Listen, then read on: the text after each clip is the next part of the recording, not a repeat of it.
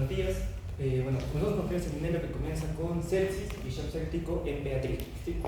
Los tópicos que vamos a tratar hoy día son la definición, etiología, la fisiopatología, cómo evaluamos finalmente al paciente, pruebas diagnósticas, tratamiento y el shock séptico en sí. Entonces, primero, para conocer el término de sepsis, la sepsis lo catalogan como un síndrome clínico que se va a caracterizar como una alteración fisiológica y bioquímica. ¿Pero de qué? ¿Por qué se desencadena esto? Por una infección. Pero básicamente la infección va a generar lo que se conoce como una respuesta inmune inadecuada. La bibliografía comenta o dice que esta respuesta inmune inadecuada es la que es más responsable en sí de la sepsis, ya sea precoz o tardía. La infección es cómo comienza nada más. Es importante, sí, pero hay que entender eso, ¿no? Que el que es más responsable es la reacción inadecuada de la parte inmune. ¿Dónde va a pasar? En la microcirculación y que va a ir después a la difusión del órgano del máximo. Entonces, hay que aclarar que siempre cuando hablamos de sepsis en pediatría o sepsis en sí, mencionan, ¿no?, que comenzó como una definición propuesta, ¿no?, por la International Conference of Pediatric Sepsis en 2002. ¿Qué decía? Decía que era un síndrome de respuesta inflamatoria sistémica en presencia de una infección sospechada o demostrada. Después de todo esto, un nuevo comité, en 2016, indicaba que era poco útil. ¿Por qué? Porque mediante la respuesta inflamatoria sistémica no cumplía, no era práctica en lo que era el diagnóstico o cómo describía una sepsis. Por eso, en este caso, esta guía en 2024, sería hace un año, dice que en su actualidad, incluso ahorita, la sepsis se define como una disfunción orgánica grave causada por una respuesta no regular a una infección. Entonces, cuando hablamos de las guías, lo que comentan mucho es las escalas con cual vemos la gravedad de la sepsis o cómo comienza, ¿no? Esta es básicamente una comparación en la cual, primero, en la guía esta guía española lo dividen mucho. ¿Por qué? Porque en otras guías lo toman muy general. Vamos a ver después cómo lo dividimos. Primero, la etiología de la sepsis. En la guía peruana habla mucho de la parte mundial, latinoamericana y comparación. No habla mucho sobre la parte de Perú únicamente de sepsis. Entonces, puedo tomar la etiología de lo que conlleva todas las partes de otras bibliografías. Por ejemplo, la carga general de la sepsis pediátrica en todo el mundo es alta porque ocurre aproximadamente 28 millones de niños que son menores de 19 años. La incidencia básicamente dice que está aumentando. Que ha aumentado a partir de la década de los 90. ¿Por qué? Porque en los UCIs pediátricas, en este caso, se ha visto que está en 7% en Estados Unidos y en América del Sur ha aumentado al 25%. Esto está un poco relacionado a lo que se llama adquisición o los recursos, ¿no?, que tiene cada nación, cada país. Para comparar esto, decimos que aunque es muy prevenible, dicen que la mortalidad en los entornos que abundan en recursos ha disminuido en un 7%. E incluso ha disminuido en el choque séptico, pero en cuanto a los países menos desarrollados, no se ve una disminución en este caso. También nos indica que mundialmente enfermedades diarreicas, gaseras, infecciones respiratorias, trastornos neonatales comprenden más de 2/3 de los casos de sepsis en todo el mundo. La mortalidad en este caso, comparando una población, un país con muy abundantes recursos y una población con pocos recursos, dice que es mucho mayor en un país con pocos recursos, ¿no?, o limitados. Y en Perú, básicamente, lo que indican la INEI en este caso, dice que enfermedades pediátricas más frecuentes son infecciones respiratorias agudas, neumonías, síndromes obstructivos bronquiales, asma y ELAs, ¿no?, es lo que menciona. Bueno, en la etiología básicamente entendemos, ¿no?, o sea, la respuesta inmune inadecuada es la más responsable, pero es muy importante conocer la causa. ¿Por qué? Porque es necesario decir cuál es el más frecuente, el menos frecuente y qué otros podríamos, ¿no?, qué nos podría atentar a nuestro paciente pediátrico. Por ejemplo, el más frecuente son las bacterias, las menos frecuentes son las virales. Los hongos y los microorganismos son muy poco frecuentes, pero siguen siendo deben ser estudiados. ¿Por qué? Porque siguen siendo mecanismos de infección que probablemente van a llevar a una sepsis normal. Ahora, conozcamos las que toqué más que todo la bacteria y la viral. ¿Por qué? Porque muchas veces son coinfecciones. Las bacterias, por ejemplo, varía mucho dependiendo a qué estudio o qué población tomemos. Si es un país con vías de desarrollo, un país ya desarrollado, ¿no?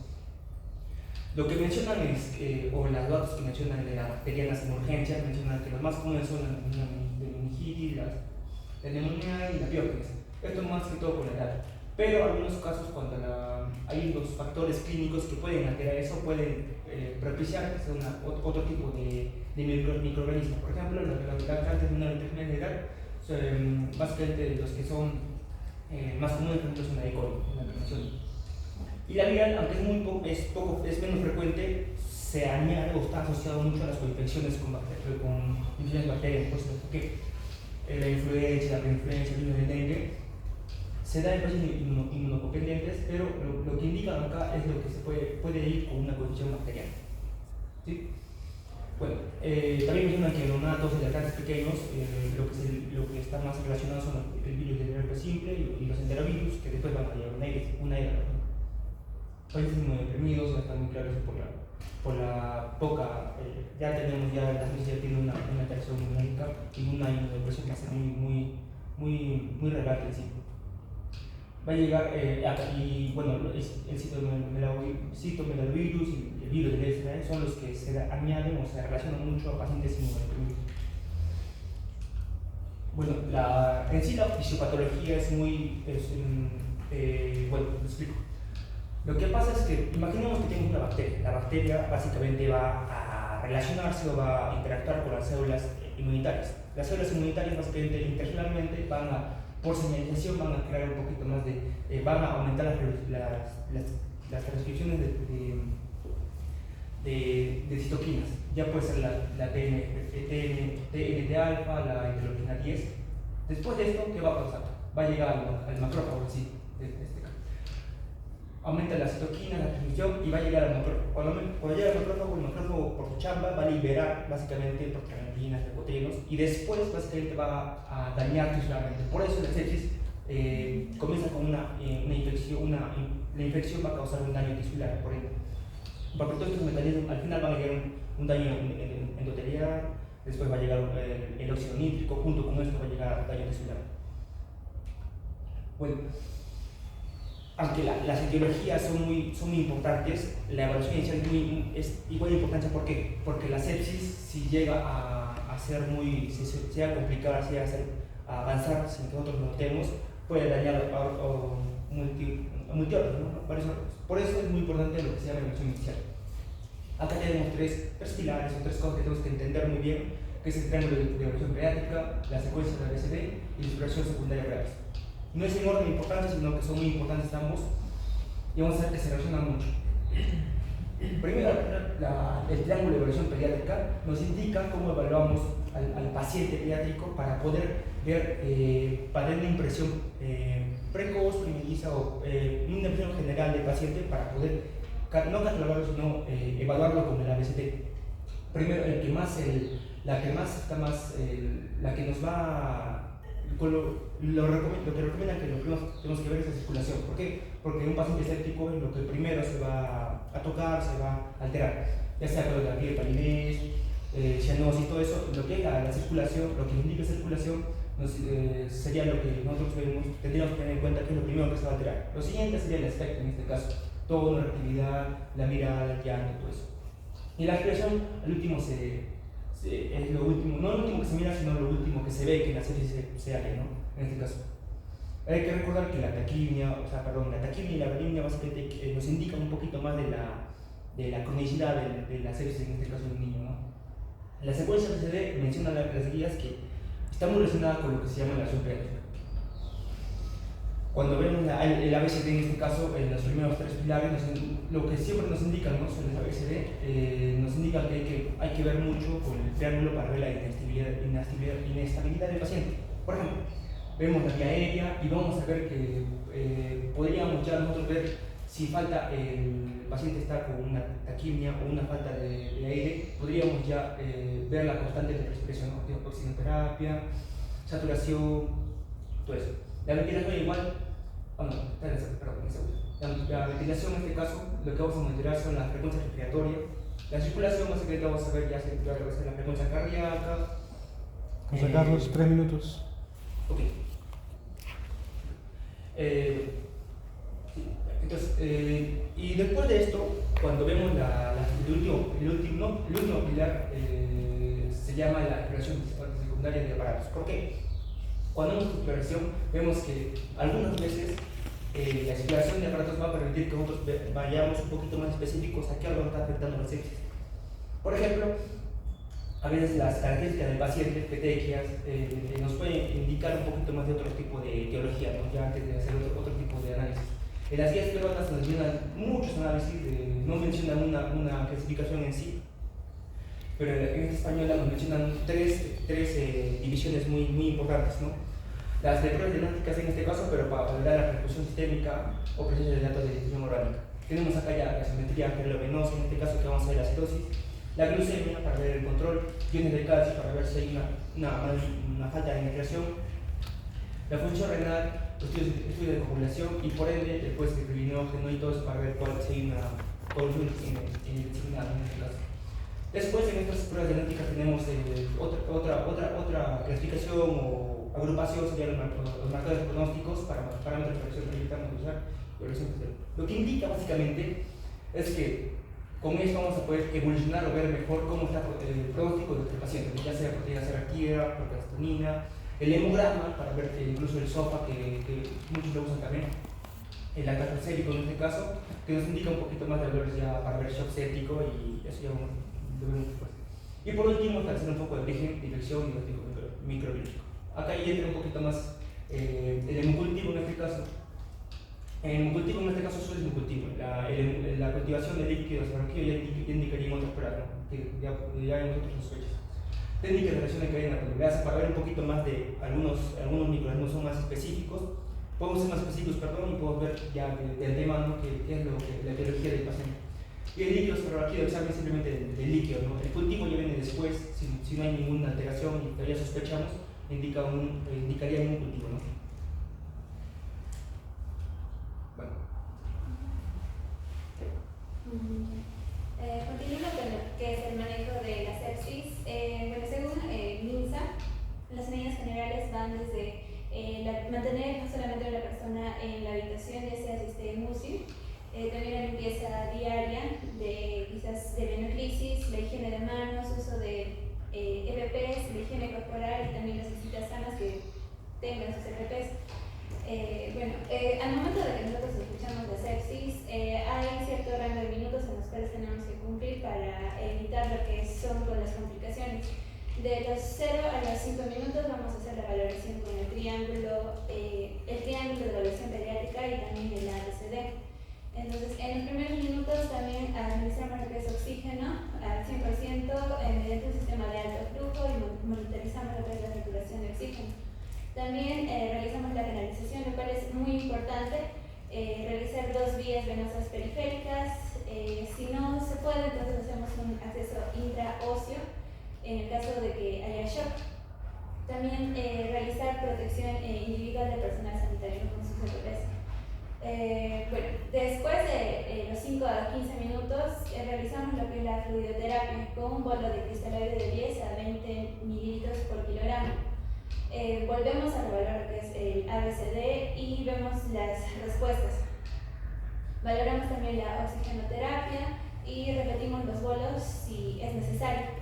También realizamos las pruebas como es el hemocultivo, el PCR, el hemograma, los iones, creatinina, etc. Pasado esto, los 15 a los 60 minutos es también muy importante realizar lo que es la antibioterapia empírica. Es muy necesario realizarla antes de los 60 minutos. La antibioterapia empírica empieza con el uso de ampicilina de 75 miligramos por kilo más cefotaxima 50 miligramos por kilo y valoramos. Después también podemos utilizar cefotaxima 75 miligramos por cada kilogramo.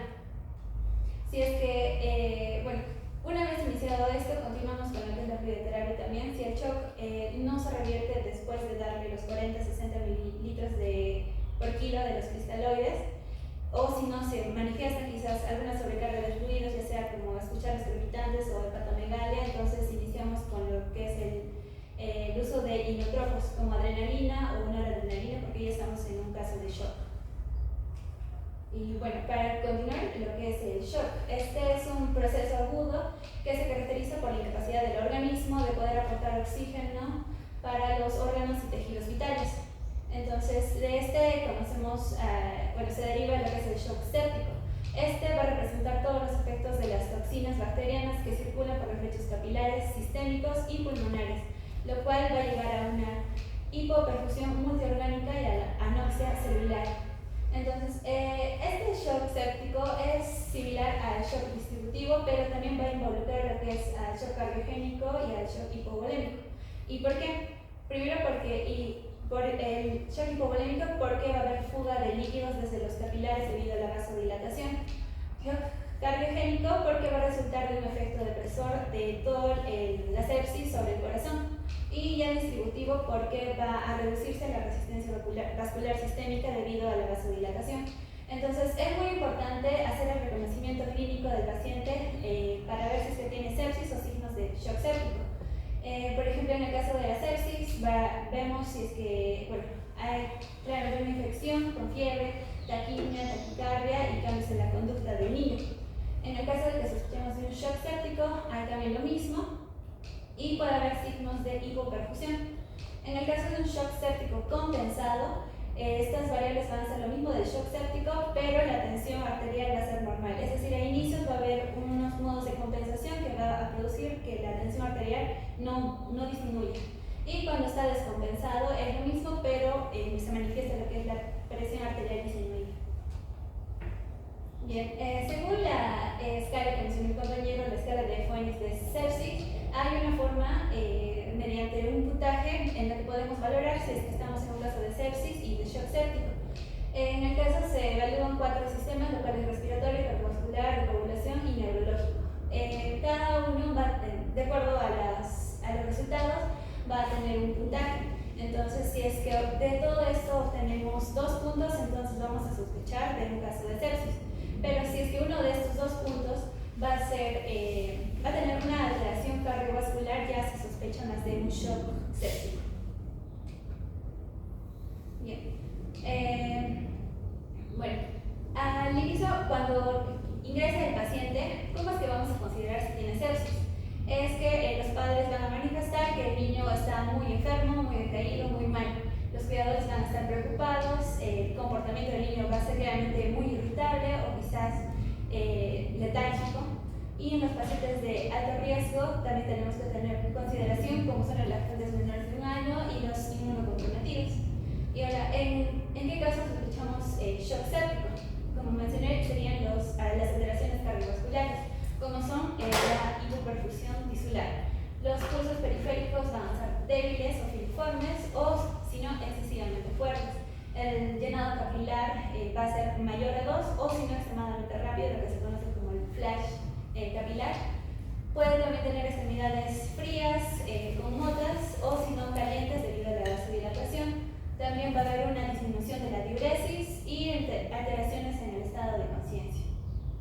Es importante recalcar que la presencia de hipotensión va a confirmar en sí el diagnóstico de shock, pero no es necesaria para poder identificar clínicamente un shock séptico, porque, como vimos, va a estar compensado al inicio, ¿no? Entonces la presión arterial va a estar normal al inicio. Bien. En cuanto a las etapas, como mencioné, tenemos al shock compensado, va a haber lo que es la manutención de la presión arterial, la taquicardia, va a haber taquicardia pero sin hipotensión, y en el caso que se descompense ya se aparece lo que es la taquicardia e hipotensión. Ahora, en el caso de los tipos de shock séptico tenemos lo que es el shock frío, el cual es el más frecuente. Tenemos a la piel fría, moteada, el llenado capilar es muy lento y los pulsos van a ser uniformes. Y en el caso del shock caliente es todo lo contrario, la piel va a estar caliente, enrojecida, los pulsos van a ser muy fuertes, el llenado capilar va a ser súper rápido y es más común en infecciones intrahospitalarias. Bien. En cuanto a los objetivos que se requiere lograr durante la primera hora, ni bien podamos sospechar de un shock séptico, es primero de mantener o restaurar cuáles son las vías respiratorias, la oxigenación y la ventilación en el caso que se necesite. También mantener o restaurar la circulación, ya sea cuando se manifiestan los signos de perfusión o presión arterial anormal, y también mantener o restaurar el umbral de la frecuencia cardíaca. Es por ello que la Asociación Argentina de Pediatría realizó estas tablas en las cuales hay distintos programas que nos manifiestan el umbral de, por ejemplo, de la frecuencia respiratoria. En el caso de que los valores estén alterados, ya podemos tener un mayor riesgo de shock séptico. Este está dividido de acuerdo a los rangos de edad. Y de igual manera nos menciona la de la frecuencia cardíaca. Y por otro lado también tenemos lo que son los signos de riesgo acordes a diferentes conceptos, como son las guías NICE y las guías ACCM. Y de igual manera nos menciona si la frecuencia respiratoria o la frecuencia cardíaca tiene un parámetro que puede ser exagerado, entonces ya consideramos que tiene un alto riesgo, o si no, un moderado alto riesgo. Entonces, el objetivo para estabilizar a lo que es el paciente con sepsis es primero restablecer la adecuada perfusión tisular. Entonces, monitorizamos primero los criterios clínicos, como es su nivel de conciencia, el llenado capilar, los pulsos periféricos, la temperatura cutánea, la frecuencia, la presión, la frecuencia respiratoria y cardíaca. Entonces, la meta inicial es del manejo del shock séptico, entonces es garantizar una vía aérea permeable, asegurar una perfusión eficiente y normalizar la frecuencia cardíaca. A ver, en cuanto al manejo del shock séptico, la Sociedad Argentina se menciona este paquete de medidas de shock séptico que es realizado en pediatría. Entonces, lo más importante es realizar un rápido reconocimiento. Es lo que nos va a ayudar a saber qué es lo que tenemos que hacer después, ¿no? Ni bien sospechamos de que tengan sepsis o shock séptico. Entonces, hacemos la evaluación general del paciente dentro de los primeros 15 minutos. Una vez identificado positivo, iniciamos con lo que es la fluidoterapia para continuar con la reanimación. Entonces, procedemos a realizar lo que es el acceso intravenoso, intraóseo, aportamos los fluidos apropiados, realizamos lo que es el hemocultivo, el urocultivo, administramos los antibióticos de amplio espectro, los empíricos, y comenzamos con la aplicación de inotrópicos, ya que es un caso de shock séptico, entonces vamos a requerir la vasoconstricción. Ni bien esté revertido el shock, entonces el llenado capilar ya va a estar menor a 2 segundos y la presión arterial va a estar normal. Entonces ya tenemos constatado de que el paciente está estable. Entonces tratamos de mantenerlo al paciente. Si es que el paciente está compensado y necesita quizás de atenciones que pueda obtener en un hospital de tercer nivel, entonces se le hace la referencia. Y si es que no hay estabilidad quizás, entonces se le puede referir a UCI o si no a un instituto de mayor complejidad.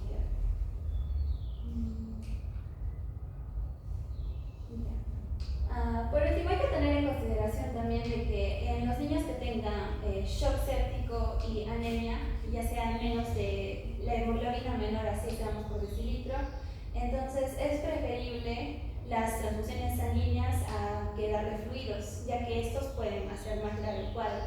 Entonces no hay recomendaciones sobre la transfusión de plaquetas, pero si es que en el caso de que tenga menor a 5.000 plaquetas por decilitro, entonces ahí sí se le suministra lo que es la transfusión de plaquetas. De igual manera que la sepsis hay que tener en consideración el tiempo, actuar lo más rápido posible, reconocer la disminución del sensorio, de la perfusión rápidamente y comenzar con la oxigenoterapia, también con la fluidoterapia por medio de intraóseo o intravenoso. Entonces, si es que no se observan los signos de congestión, como la hepatomegalia o los palpitantes, entonces 2 minutos continuamos dando los bolos. 2 minutos. Y bueno, en el caso se tienen que corregir también lo que es la hipocalcemia, la hipoglucemia e iniciamos los antibióticos. Ahora, en el caso de que se manifieste lo que es un shock refractario o descompensado, entonces Comenzamos con la administración por vía periférica de los inotrópicos, ya sea epinefrina o norepinefrina. Entonces, bueno, si es que este shock no es compensado por la adrenalina o la noradrenalina, entonces tenemos riesgo de insuficiencia adrenal absoluta. Entonces aquí vamos a ver si es que le podemos administrar también hidrocortisona. Se la administra. Ahora, de acuerdo a la presión arterial, los resultados, ya sea en shock frío o la saturación venosa central, ya vemos qué medicamentos le podemos administrar, dependiendo de la condición en la que se encuentra. Y si es que, a pesar de haber administrado las catecolaminas, entonces ya se utilizan quizás actividades que son un poco más complicadas, como el ECMO, que es una medición de la oxigenación por membrana extracorpórea, que es algo más complicado. Eso sería todo. Muchas gracias. Muy bien. Han sido diapositivas interesantes, un poquito con mucha palabra algunas. Yo comprendo porque el tema es probablemente uno de los más complejos que hay. Sepsis. Supongo que no será la única vez que han visto sepsis, ¿no? Deberán verla en bastantes cursos y varias veces. Porque es una de las condiciones más frecuentes que van a ver a lo largo de su carrera, sea cual fuese la especialidad que siga. Entonces sí comprendo que el tiempo es corto. En este tema hay congresos, hay libros enteros solo de sepsis, hay consensos que salen a cada rato. Y como habrán visto al inicio, incluso la definición es media compleja. Ha habido muchas dudas en cómo definir sepsis. Entonces mejorar un poco la forma de las diapositivas, pero en el fondo me parece que la información es adecuada. Y en cuanto a cómo se presentan, traten de ver a su público. No están leyendo una presentación, están haciendo un seminario. Y en el seminario lo que necesito es que ustedes les expliquen a los chicos que están sentados el tema. Entonces no solo pueden ver ahí, tienen que mejorar sus capacidades didácticas. ¿Ya? La lista, por favor.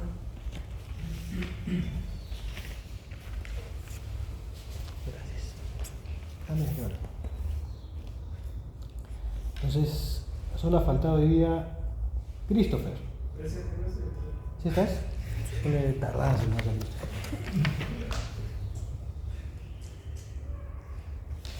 Listo. Preguntas, por favor, muchachos.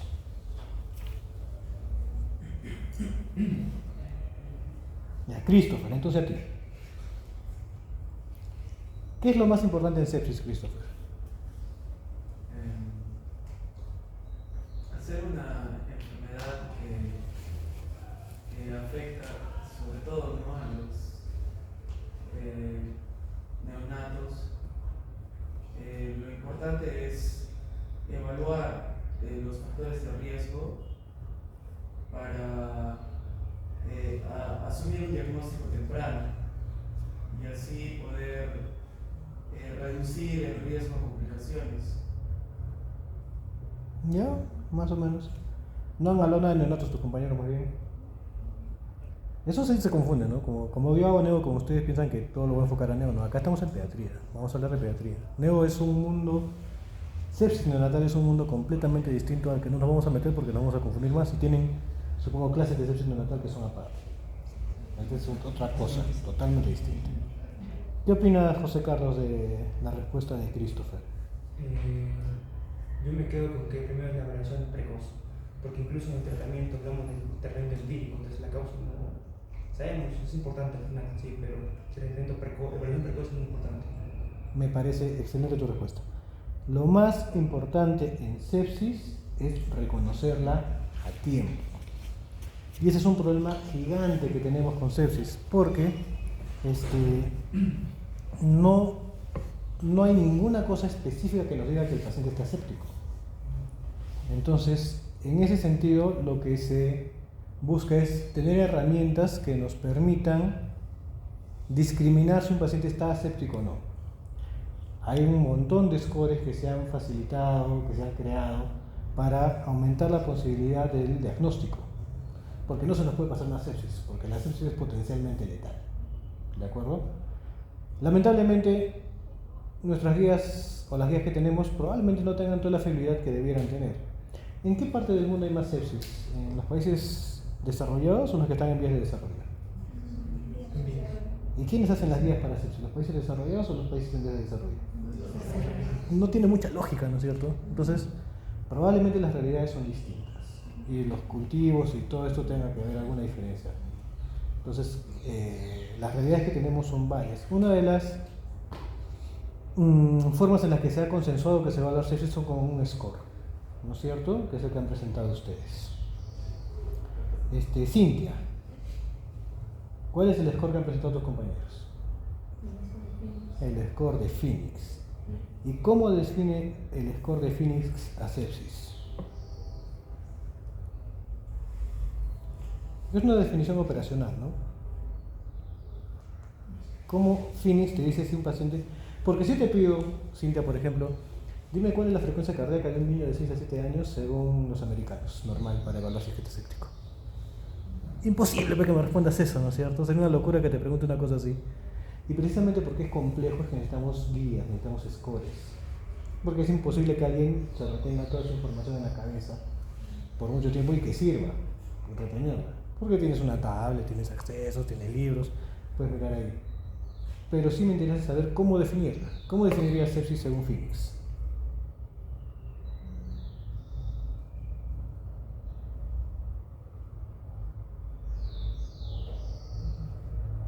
Alcira, ¿cómo defines sepsis según Phoenix?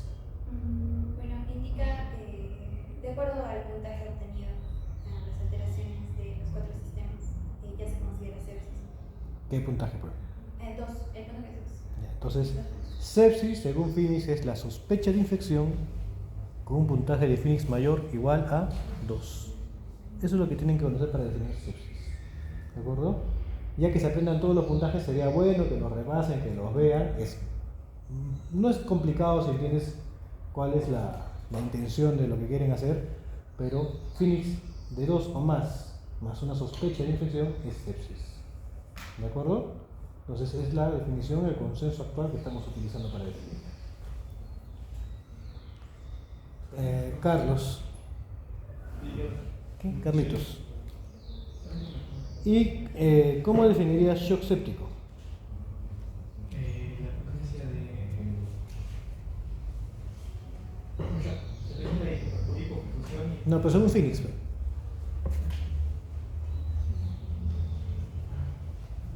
Si te das cuenta, en este capítulo de solo definiciones hay mucha controversia. Solo definición, mira, es la primera hoja del cuaderno. No sabemos qué cosa hacer. Entonces ha habido consensos que han ido un montón en avance. Y en pediatría no hay un consenso específico salvo Phoenix que ha salido, pero antes lo que hacíamos nosotros era copiarnos lo que decían adultos y lo adaptábamos a nosotros. Después salió un consenso de adultos y después decíamos que pediatría puede ser así. Salió un adultos y para pediatría puede ser así. Tanto así que adultos en el consenso del 2016 ya quitó el término de sepsis severa. ¿Por qué? Porque si asumes que es una sepsis ya es severo. Es como una redundancia de sepsis severo. Todas las sepsis ya son severas de por sí solas. Y SIRS es un concepto que no tiene mucha especificidad. Un muñero es SIRS. Porque te da fiebre y una situación, pero no es aséptico. Entonces, esos conceptos van cambiando. Entonces, nosotros hemos adaptado mucho y Phoenix como que tiene un poquito más de enfoque hacia la pediatría. Entonces, Phoenix te dice que el shock séptico es la sepsis más un punto en el aparato cardiovascular. Antes hablamos de que está en shock séptico, que no me respondía a bolos de agua. Esa ya no es definición de shock séptico. Entonces es Phoenix más uno de los acápites en cardiovascular. ¿De acuerdo? Fernando, ¿puede haber shock séptico en un paciente que no tiene hipotensión?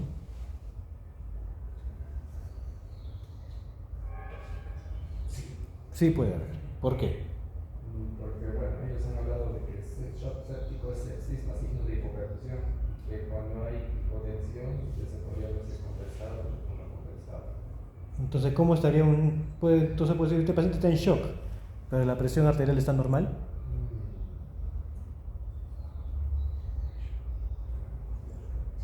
¿Podría o no podría ser? ¿Sí? ¿Qué opinan ustedes, muchachos? A ver, explíquenme un poquito eso.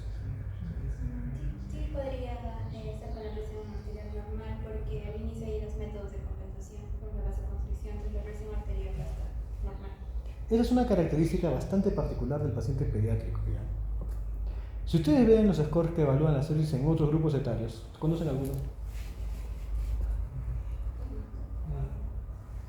Apache, SOFA, a lo mejor, ¿no es cierto?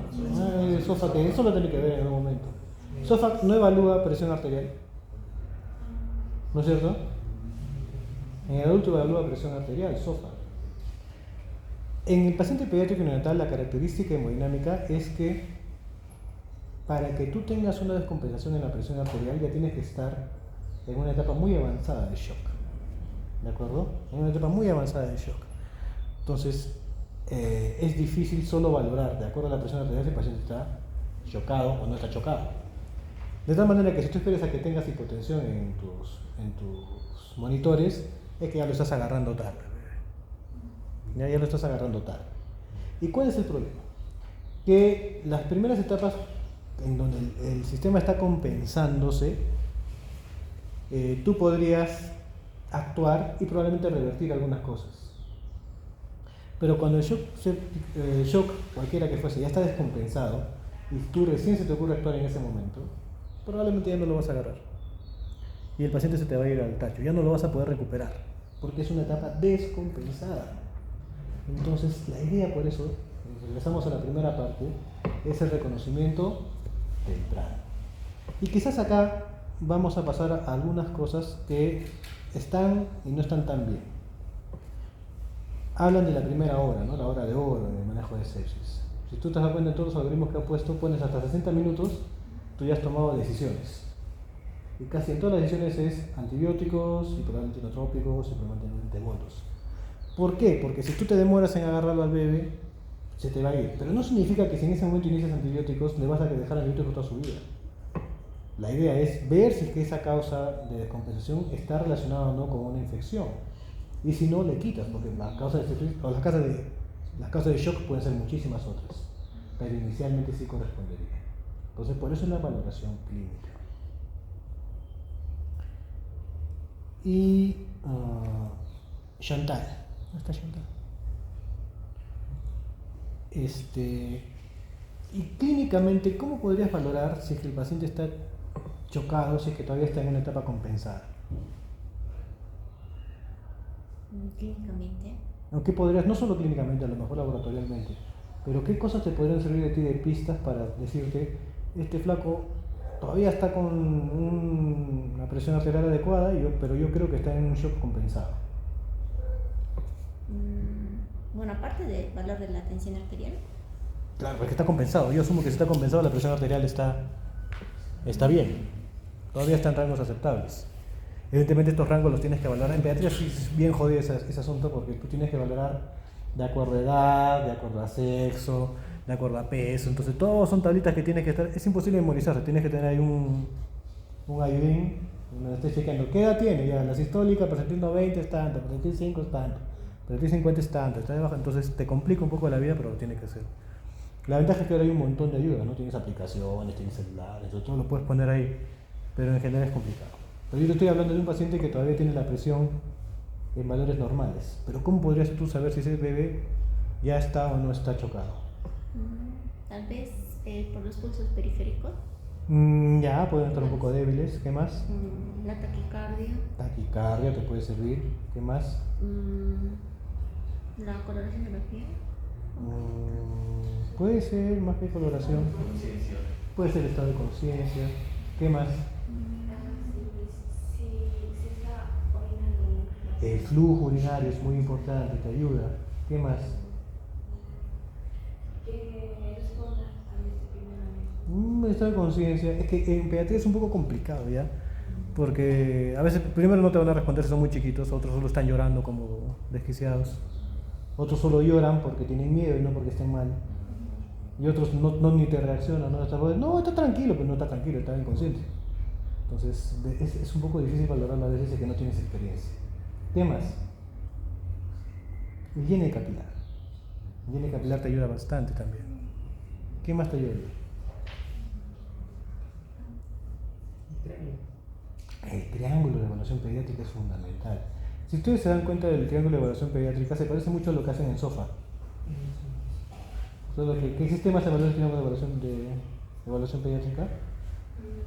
Respiración, circulatorio y Apariencia. Pues lo primero que haces, apariencia. ¿Cómo evalúas? Le quitas la ropa y lo miras.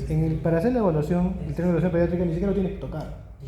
Solo es mirar. Y eso hemos hablado justo hoy día en la clase práctica, de la evaluación ectoscópica del paciente. Entonces le quitas la ropa y lo observas. Entonces ves si tiene un sistema alterado, dos sistemas alterados, tres sistemas alterados y puedes tomar algunas decisiones. ¿De acuerdo? Esto es solo observación, apreciación clínica. Quizás si tú le haces algún estudio gasométrico puedas evidenciar que tiene hiperlactatemia, quizás tiene acidosis metabólica. Entonces esos también son signos que podrían ayudarte a definir si el paciente está o no en shock. ¿De acuerdo? Vamos a ver alguna otra pregunta que tengo por acá.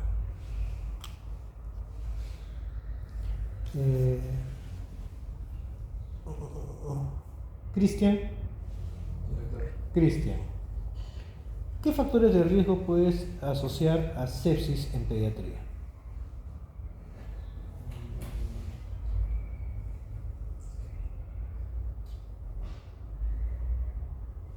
Bueno, puede ser también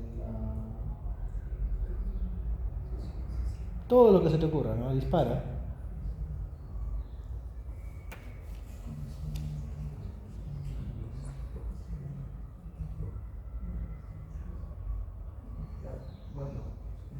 la prematuridad en el caso de... Ya, prematuridad es un gran factor de riesgo.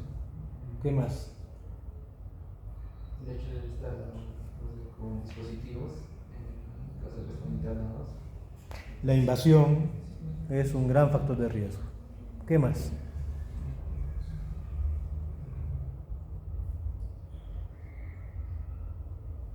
Son los dos factores de riesgo, Chochera. Desnutrición es un factor de riesgo. ¿Qué más? Inmunosupresión. Inmunosupresión, cualquiera que fuera la causa es un factor de riesgo. Sí, puede ser. Un niño no protegido, por ejemplo, que no tenga vacunas, es un factor de riesgo. De hecho, lo vamos a ampliar un poco más. Creo que tenemos una clase de meningitis, que también se puede ampliar porque las vacunas han disminuido muchísimo. Por ejemplo, ustedes me hablaron en una parte etiológica del neumococo y del meningococo, ¿no es cierto? Pero en verdad no deberíamos tener mucho porque tenemos una buena cobertura, sobre todo para neumococo. Meningococo todavía no hay cobertura estandarizada a nivel nacional, pero neumococo sí tenemos. La edad. Entonces, los que tienen más factores de riesgo son niños pequeños, probablemente menores de un mes. Y en general menores de un año, pero menores de un mes son los que tienen más factores de riesgo.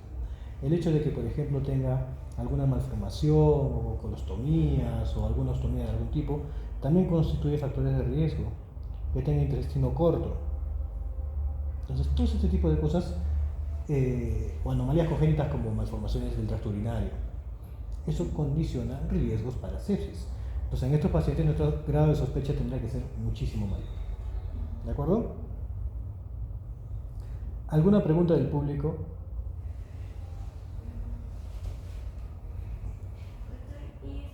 ¿Cuál es tu nombre? ¿Cómo? Judith nomás dime, para que no estamos en el colegio militar. Dentro de los conceptos que Dime, Judith. probaban de sepsis y shock, también entraría lo que es la disfunción multiorgánica. Ahí está. No sé si está dentro de- Qué bonita pregunta. ¿Qué les parece? Llega, o sea, dentro de la shock siempre es que llega a tejido y llega a órganos, tierra. Claro, la idea para decir que maldita sepsis es que en verdad ya va a haber daño en órganos. Entonces hay una disfunción multiorgánica. Pero también depende cómo vas a definir que es una disfunción multiorgánica, ¿no? Entonces había también bastantes criterios para eso, que han ido variando también con el tiempo. Entonces, por eso este score nuevo que estamos utilizando te permite un poquito estandarizar estas cosas. Y te das cuenta, en esto solo es definición, que es algo que nos ha complicado mucho. Entonces, en la definición actual, la falla multiorgánica debería estar incluida para sospechar que está en sepsis el paciente. Y que esa falla debido seguramente a respuestas inmunológicas alteradas, tiene un origen infeccioso. Entonces, sobre todo nos enfocamos en sepsis de origen bacteriano, ¿ya? Pero hay estudios que están viendo en los que se hace, por ejemplo, estudios microbiológicos ya de otro tipo, que quizás las causas más importantes no sean necesariamente bacterianas, sino que los virus cada vez se están identificando con más frecuencia. Entonces también hay que ver eso. Por eso, una de las cosas importantes para este tema en particular, y con esto terminamos, lo primero para mí es aprender a reconocer. Lo primero, aprender a reconocer. Y lo segundo, que es en importancia, es el uso racional de antibióticos. El uso racional de antibióticos es una parte fundamental en el manejo de sepsis. Ustedes pueden matar una mosca con una bomba nuclear y pueden matar una mosca con un matamoscas. Entonces utilicen racionalmente sus recursos. No van a ir a las postas, y este ejemplo se los pongo siempre en las rotaciones. No van a ir a la posta por una gripe y le van a poner extracción a extracción intramuscular, no sean locos. Pero muchísimos de nosotros hacemos eso. Y esto provoca resistencias. Esto provoca dificultad en el manejo y a la larga nos vamos a quedar sin herramientas. Y todo medicamento tiene efectos adversos, así que no es poner por poner. Entonces, uso racional de antibióticos. Evidentemente, en un paciente que está chocado y en un paciente que sospecha que está séptico, te vas a mandar con todo al inicio, pero siempre tratando de hacer solo lo que se necesita, no por si acaso. ¿De acuerdo? Listo, siguiente grupo, por favor. Hola. Dime. Súper. Recontra importante. Tienes que cultivar porque eso les va a permitir tomar un montón de decisiones. También depende de su laboratorio. Dependiendo. En neonato